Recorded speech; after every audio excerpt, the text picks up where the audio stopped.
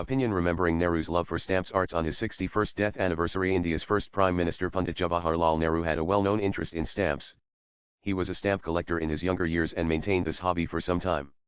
His fondness for stamps is often mentioned in biographies and writings about his early life and interests.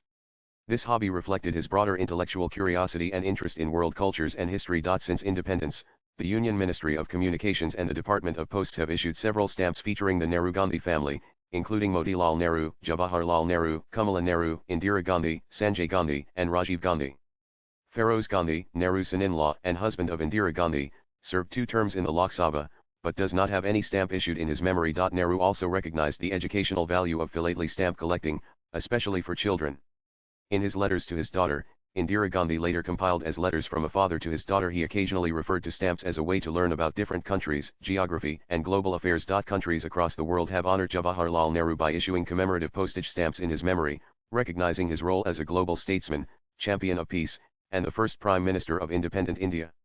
These stamps typically highlight his contributions to international diplomacy, the non-aligned movement, and India's independence. In 1989, besides India, countries such as the Soviet Union, Hungary, Seychelles, Vietnam, Dominica, Yemen, and Madagascar issued stamps honoring Nehru's legacy to commemorate his birth centenary. Like Nehru, his daughter, Indira Gandhi, who rose to become Prime Minister, was fond of stamps, particularly during her childhood.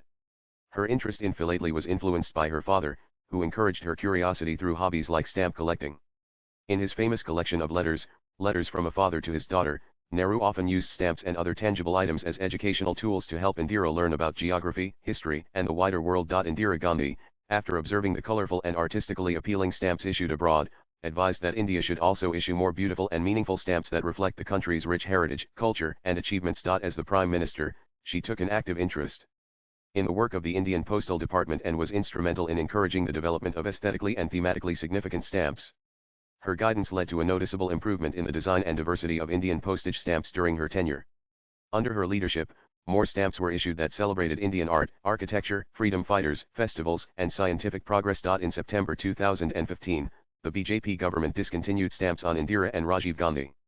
The then Minister of Communications, Ravi Shankar Prasad, remarked, "We feel that this right should not belong to only one family. We need to ponder why so many commemorative stamps have been issued in memory of members of one family." On another level, Nehru was a sentimental person who had kept the ashes of his father, mother, and wife until his death. According to H.Y. Sharda Prasad, who had served as Indira Gandhi's media advisor, 3 small containers, aluminium and earthen pots, were kept in a locked compartment of an almirah at Anand Bhawan. Indira reportedly instructed Prasad to go to her house and clear 2 almirahs that had belonged to Nehru. When Prasad presented an oral report to Indira, she instructed the caretakers at Anand Bhawan to immerse the ashes of Motilal Nehru, Svarup Rani Nehru, and Kamala Nehru at the Sangam. In his book, The Book I Would Not Write and Other Essays Chronicle Books, Prasad recalled Indira telling him, "It is not done to retain ashes this way." Prasad felt that Indira made fewer concessions to sentiment than Nehru. At Anand Bhawan, Prasad also saw a bundle of 4 books bound in calico.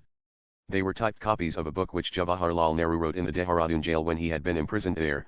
Prasad wrote, speculating that Nehru had planned the book as a continuation of his autobiography but had evidently decided not to publish it. The top copy bore a single summary word rejected in Jawaharlal Nehru's own hand.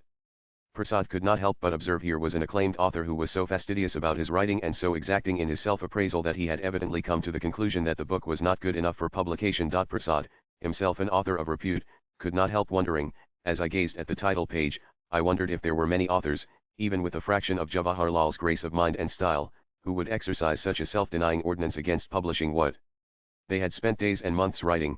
Sharda Prasad described his 2 days as Ali Baba at Anand Bhawan. Nehru's almirah also contained a copy of the Ramayana and the manuscript of a book by Dr. Syed Mahmud on Hindu-Muslim unity. A calf leather-bound book contained only a few pages in Motilal Nehru's handwriting.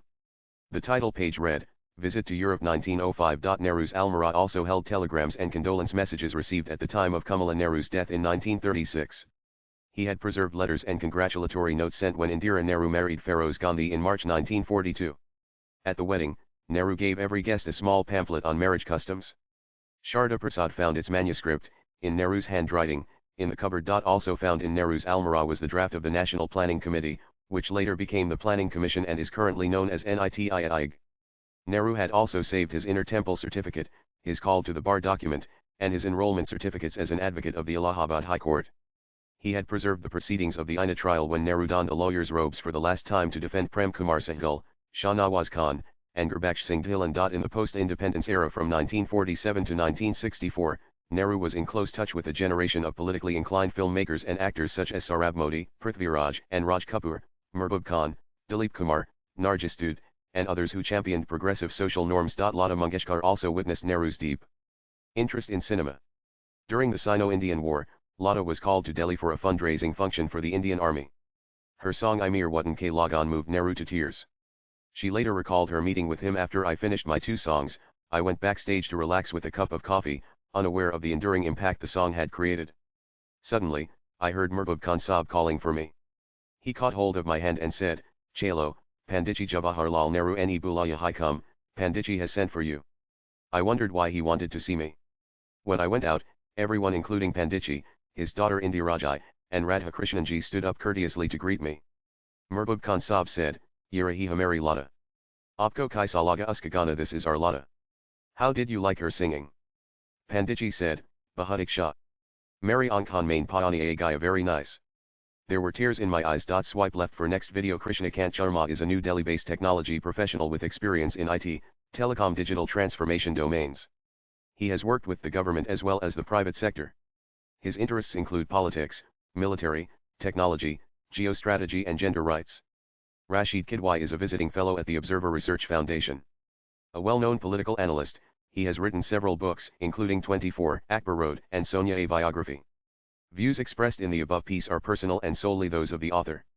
They do not necessarily reflect News 18's views. Latest blogs.